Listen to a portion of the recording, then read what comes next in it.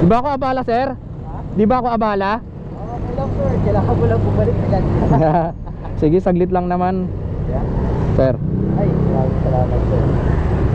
Ito sir, konting dati kasi may nagbigay sa atin ng maraming bultuhan ng mga t-shirt tsaka cup galing kay Liquimoli. Salamat sir. Ayan. Sige sir. Ito po sir. Uy, may keychain ka na rin ha. Sana magkaroon na rin ako nito. Sir, ano ko na lang to ha. Sama ko na lang lagi sa akin to ha. Yes sir. Sige sir. Sir, picture tayo.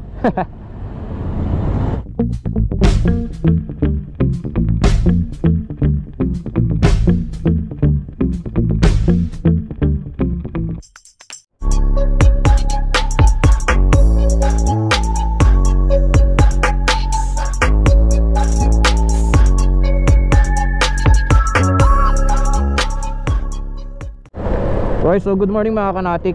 Ayan, so papunta tayo ngayon ng LTO Tayuman. So may imimit lang tayo na bagong kaibigan. Yan si Pops DMRTH Motovlog. Alright. So mamaya papakilala natin siya sa inyo kung paano kami nagkakilala. Alright.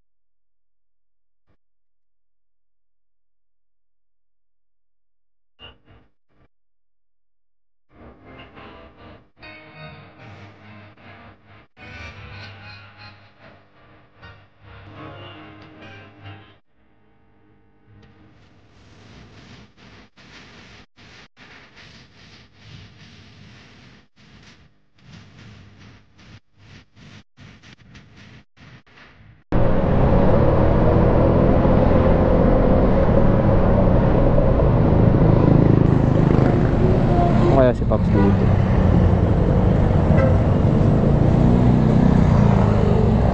Sana nandito pa siya.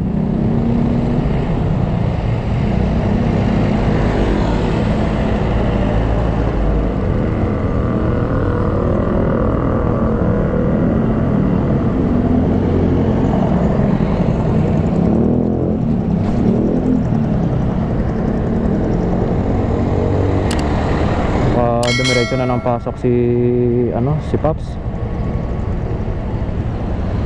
Pero nakakaya din. May pasok din siya ng alas 8. Then salungat yung schedule namin. Dahil pang gabi ako, pang umaga naman siya.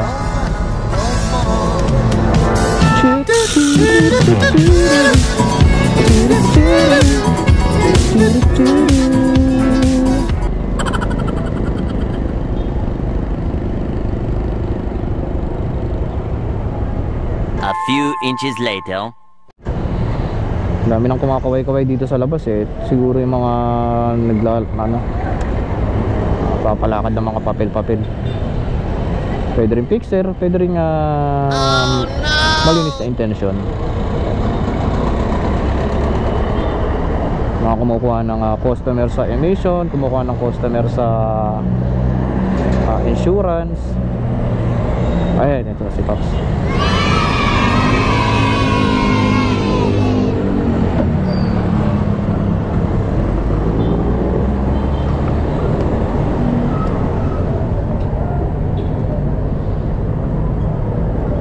One-time sticker.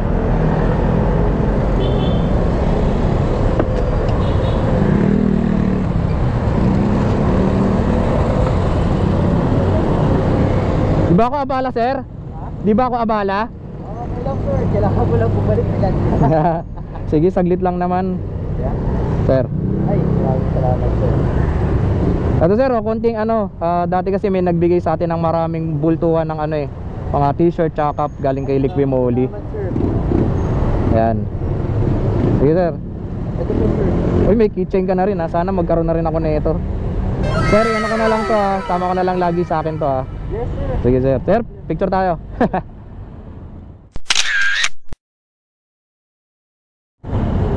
Thank you sir. Salamat. Para makapasok ka na sa trabaho. Thank you. Sige po. Yan si Pops DMRPH. Yan. So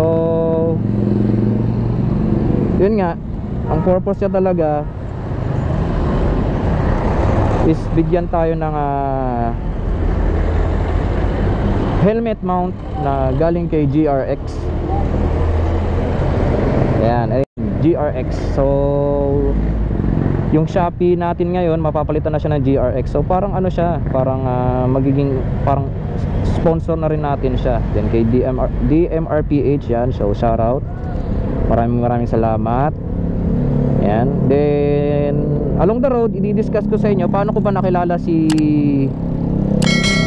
Pops DMRPH. Yan. Alright, so short story lang kung paano ko nakilala si Pops DMRPH. Nakita ko lang yung comment niya sa isang motovlog Facebook page na may naputulan dun ng helmet mount, then gusto niya tulungan. Then nag-PM ako hanggang sa inopera niya ako na bigyan ng GRX helmet mount. Then hindi naman ako nag-insist. Syempre, unang-una wala namang bayad at saka medyo malapit naman yung pinapasukan niya sa pinapasukan ko. Kaya nagkita kami ngayon. Ayan. So salute ako kay Pops DMRPH. Napaka buti ng loob at saka layunin mo.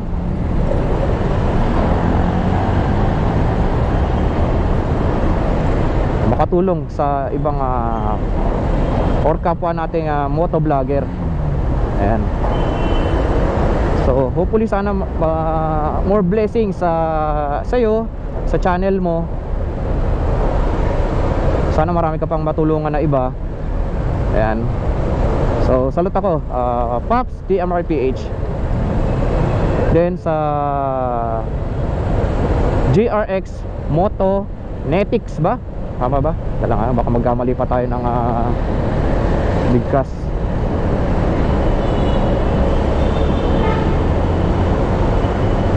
Yan, so tama. Big salute sa'yo, Pops DMRPH. Then thank you very much po kay para sa GRX Motonetics. Yan. Thank you po sa bago nating helmet mount.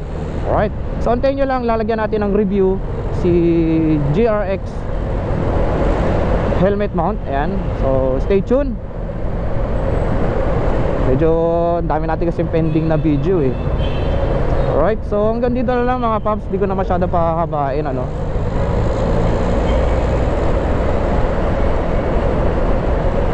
So you know the drill. Kung bago ka pa lang sa akin channel, huwag mong kalimutan mag-like, share, and subscribe. I-hit mo na rin yung notification bell para lagi kang updated sa video vlog na i-upload natin. Once again, akong inyong lingkod, Click Natik, signing off.